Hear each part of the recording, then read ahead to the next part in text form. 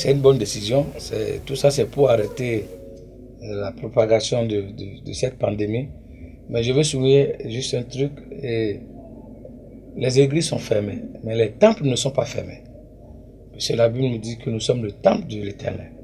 Donc, moi, je suis sûr qu'ils ont fermé les bâtiments, mais ils n'ont pas encore fermé les temples. Donc, déjà, chacun chez lui peut continuer à adorer son Dieu, prier et méditer la parole.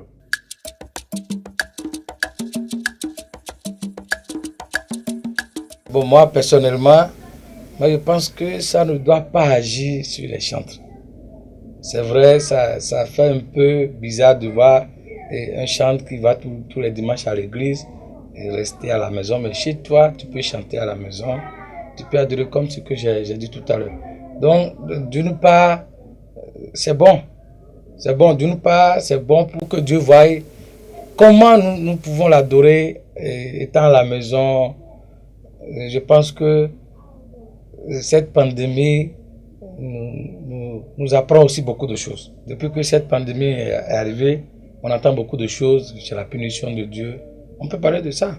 On peut parler d'autres choses aussi. Et moi, je pense que même si c'est une punition de Dieu, la Bible me dit que Dieu ne peut pas nous éprouver au-delà de notre force. Donc, moi, je pense que cette pandémie, que ce soit une punition, que ce soit autre chose, il faut que nous implorons vraiment la grâce de Dieu.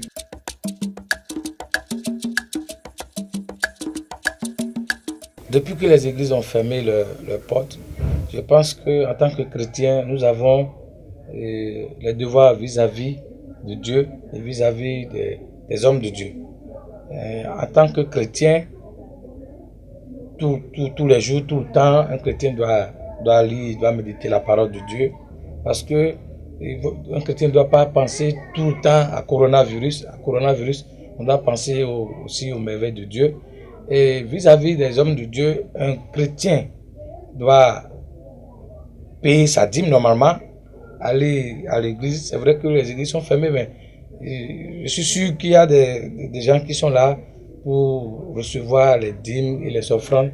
Normalement, un chrétien doit payer ses dîmes ou aussi avoir le numéro de leur pasteur ou des diacres pour déposer leurs dîmes et leurs offrandes. À part ça, un chrétien normalement doit visiter normalement son pasteur, doit faire quelques gestes à l'endroit même des épouses, des pasteurs. Je pense que nous avons un devoir en cette période de coronavirus par rapport à Dieu et aux hommes de Dieu.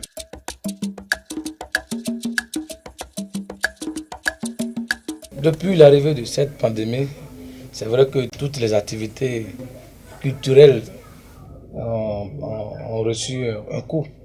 Notamment les chants de l'Éternel, il n'y a plus d'activité, on ne va plus à l'église, il n'y a plus de semaines d'évangélisation. Le petit conseil que moi j'ai à donner à mes frères chantres, on n'a qu'à profiter de ce moment pour travailler musicalement et pour avoir au moins un niveau, puisque la fin de cette pandémie est déjà proche.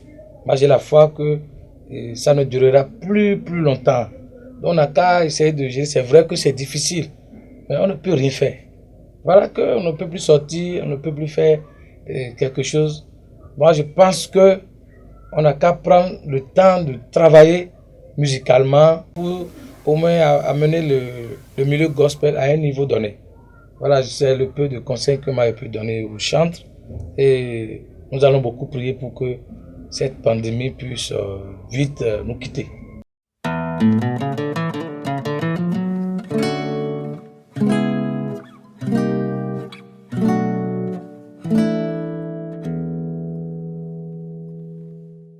Chers frères et sœurs en Christ, en cette période de Covid-19, moi j'aimerais vous rassurer que Dieu est avec nous.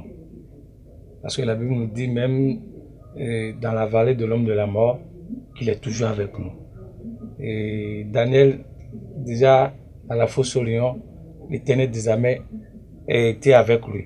Donc je vous rassure et je vous exhorte de garder toujours la foi et de ne pas oublier les mesures barrières pour pouvoir stopper la pandémie. Merci beaucoup et que le Seigneur soit avec nous. Amen.